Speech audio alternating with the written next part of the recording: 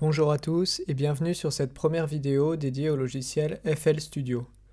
Dans ce tutoriel, nous allons faire un tour d'ensemble des différents éléments qui constituent l'écran principal de l'interface. Tout d'abord, en haut à gauche, nous avons un premier menu avec plusieurs éléments.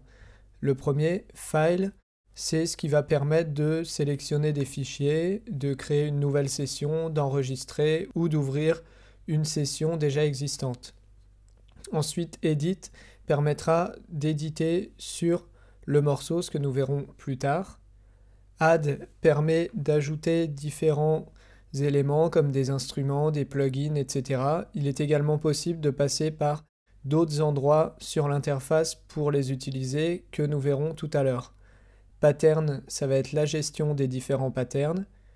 View permettra de choisir les outils que nous voulons afficher directement devant ou que nous préférons cacher et aller chercher plus tard. Il y a également d'autres boutons qui permettront de les afficher directement.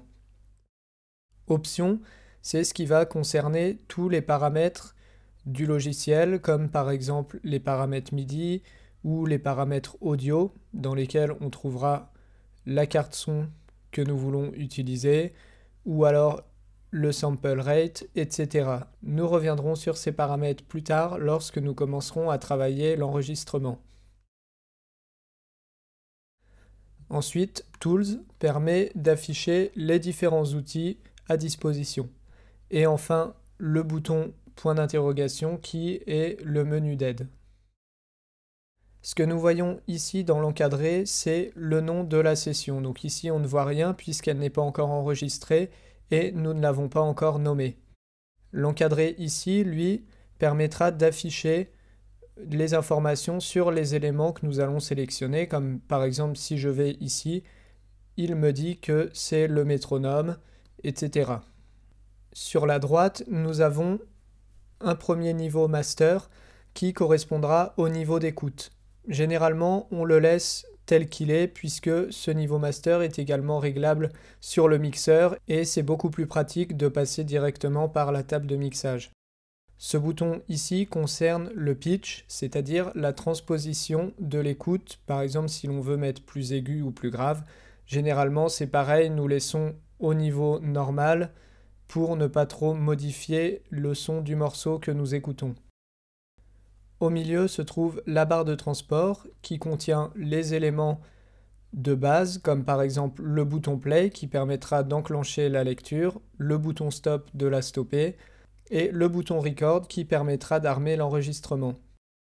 À droite ici se trouve le tempo de la session. Donc ici par exemple on est à 130, il est bien sûr possible de ralentir ou d'accélérer en montant. Il suffit de cliquer dessus et ensuite de scroller avec la souris pour modifier ce tempo. Les boutons que nous voyons ici contiennent le premier, c'est le métronome que vous connaissez sans doute déjà. Donc si je l'enclenche, il s'allume en bleu et je pourrai l'entendre en mettant la lecture.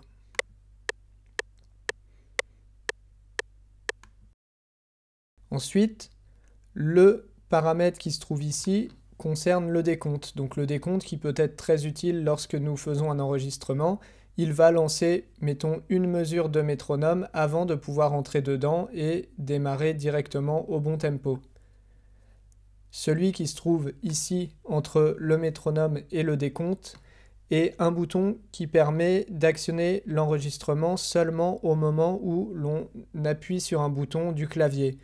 Cela peut être très pratique lorsque l'on a décidé de faire un enregistrement et qu'on est seul, puisqu'il suffit de tout configurer, mais c'est souvent compliqué de lancer l'enregistrement et de se mettre ensuite sur le clavier pour jouer.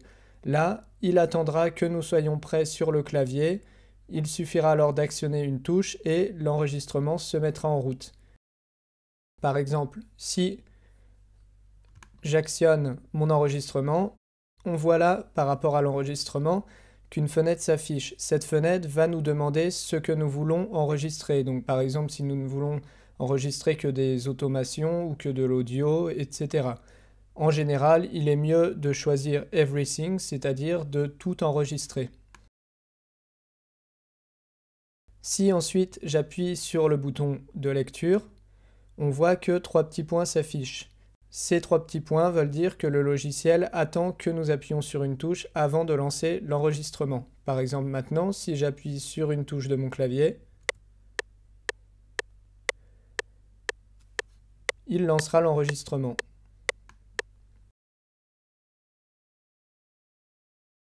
Ensuite, ce bouton-là permet d'enregistrer par-dessus une piste où nous avons déjà posé des choses, sans les effacer. Donc ça permet d'enregistrer sans écraser ce que nous venons de faire et de rajouter des éléments petit à petit. Le bouton ici permet d'enregistrer en boucle, c'est-à-dire de choisir par exemple une mesure qui jouera en boucle. Si nous additionnons ces deux boutons, il sera possible de jouer en boucle sur une mesure et d'additionner les éléments petit à petit. Ici aussi, nous avons plusieurs boutons, donc celui-ci, qui est très pratique également, va permettre de transformer le clavier d'ordinateur en clavier MIDI. Lorsqu'il est en bleu, je vais pouvoir utiliser mon clavier d'ordinateur comme si c'était un piano. Ensuite, à droite, ce menu-là va permettre d'afficher les différents éléments que je voudrais voir apparaître sur ma session. Par exemple, le premier va concerner les playlists. Donc, si je l'enlève, je ne verrai pas ma session d'arrangement. Nous reviendrons tout à l'heure plus précisément sur ce qu'est la session d'arrangement. Ensuite, ici, le channel rack, lui, c'est ce qui va contenir mes différents instruments que je voudrais utiliser pour enregistrer. Celui-ci contient le piano roll, qui va permettre d'afficher mon clavier de piano et de voir les touches que je suis en train de jouer.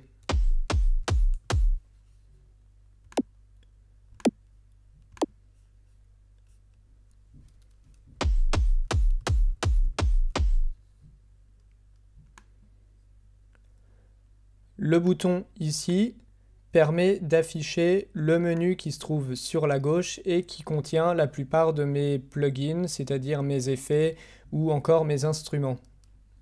Celui-ci contient le mixeur. Le mixeur, lui, c'est tout le contrôle que je vais avoir, c'est un peu la table de mixage, donc qui contiendra le volume de mes pistes, etc. Tous les détails concernant mes pistes audio. Ensuite, ici, ça va être un petit menu avec tous les éléments que j'ai déjà en route et sur lesquels je veux aller pour travailler. Celui-ci permet d'ouvrir un plugin. Donc si j'appuie dessus, on va voir un menu s'afficher avec tous les plugins que j'ai à disposition. Je pourrai ensuite les sélectionner. On verra tout à l'heure qu'il est aussi possible d'y accéder par Browse pour mieux choisir et mieux savoir de quoi il s'agit exactement. Et enfin, le dernier permet d'activer un pad que nous pouvons utiliser. Si je reviens sur mon affichage de base, nous avions ces éléments-là. Nous voyons à gauche le channel rack. Le channel rack, à chaque ouverture de session, contient déjà plusieurs éléments. C'est lui qui va avoir les instruments que je vais utiliser. À chaque fois, nous avons déjà les éléments d'une batterie. Par exemple, on a un kick, c'est-à-dire une grosse caisse, un clap, un hat, donc c'est-à-dire le charlet, et une snare, une caisse claire. Chaque channel contiendra donc un bouton qui permettra de l'activer ou non, un bouton de pan, c'est-à-dire si je veux le mettre à gauche ou à droite, et un bouton de volume. Ces boutons sont donc réglables ici, mais il vaut mieux utiliser la table de mix pour avoir une meilleure vision d'ensemble. Ici, c'est la position sur ma table de mix. Ici, il sera en première position, mais je peux très bien choisir de le mettre en 2, 3, 4, 5 ou 6. Ça va être l'ordre dans lequel apparaîtront mes différents éléments.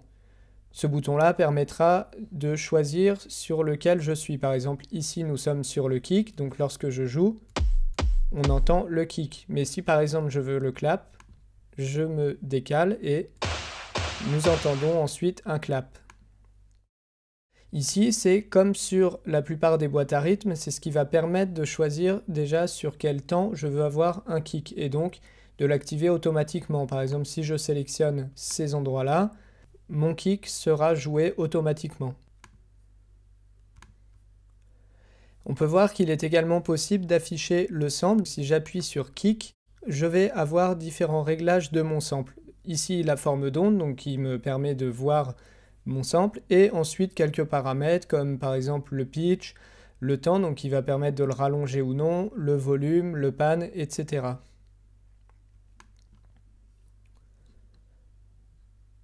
Ensuite, ce que nous voyons ici à droite, c'est l'arrangement. L'arrangement, c'est là où nous allons plus travailler la construction du morceau, c'est-à-dire la structure, puisque nous aurons une vision d'ensemble de tous les éléments que nous aurons enregistrés ou placés dans le morceau. On voit par exemple les numéros ici qui correspondent aux mesures et qui permettent de savoir à chaque fois où nous en sommes dans le morceau. Ensuite, si j'affiche mon mixeur, nous voyons là différents éléments qui apparaissent. Ici, c'est le master qui va contenir l'ensemble du signal et ensuite les différentes pistes. Par exemple, ici en 1, nous avons le kick. J'aurai un réglage de volume que je pourrai ajuster ici et le réglage du pan qui se trouve ici. On pourra accéder aussi à tous les effets que nous placerons ensuite sur chaque piste. Ensuite, dans le menu qui se trouve sur la gauche, nous allons avoir accès à différents éléments. Donc comme je disais tout à l'heure, ce bouton permet d'afficher différents plugins, mais si je veux également en rajouter dans mon channel rack pour avoir un nouvel instrument, je peux aller ici et j'aurai accès à mes différents instruments. Donc, par exemple, c'est ici que je vais trouver mes différentes batteries, mes synthés, donc ils se trouvent ici.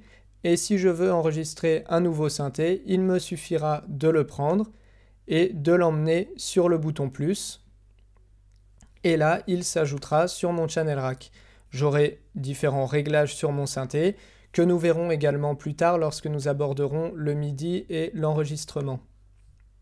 Là, j'ai ma piste de synthé. Je peux choisir par exemple de la mettre en 5 pour mieux la gérer sur mon mix.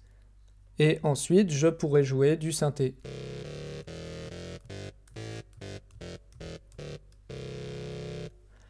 Il est également possible de renommer à chaque fois mes channels. C'est tout simple, c'est en faisant un clic droit dessus, je peux choisir Rename, et là je pourrais, par exemple pour simplifier, l'appeler synth. Ce sera mon synthé. Je peux également changer la couleur pour mieux m'y retrouver. Et ici, je peux lui choisir un symbole. Donc, par exemple, je mets ce symbole de piano. Et voilà, ce sera beaucoup plus simple car j'ai une meilleure vue et je saurai directement de quel instrument il s'agit.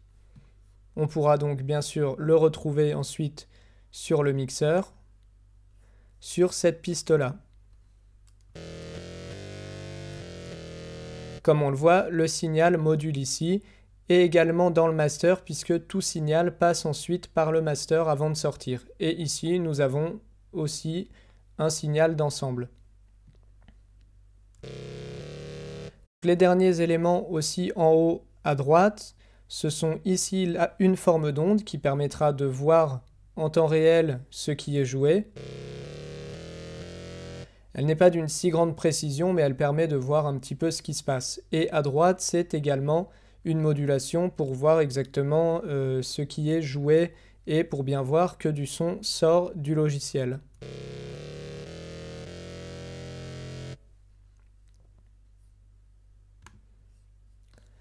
Voilà déjà pour les différents éléments qui constituent le séquenceur FL Studio.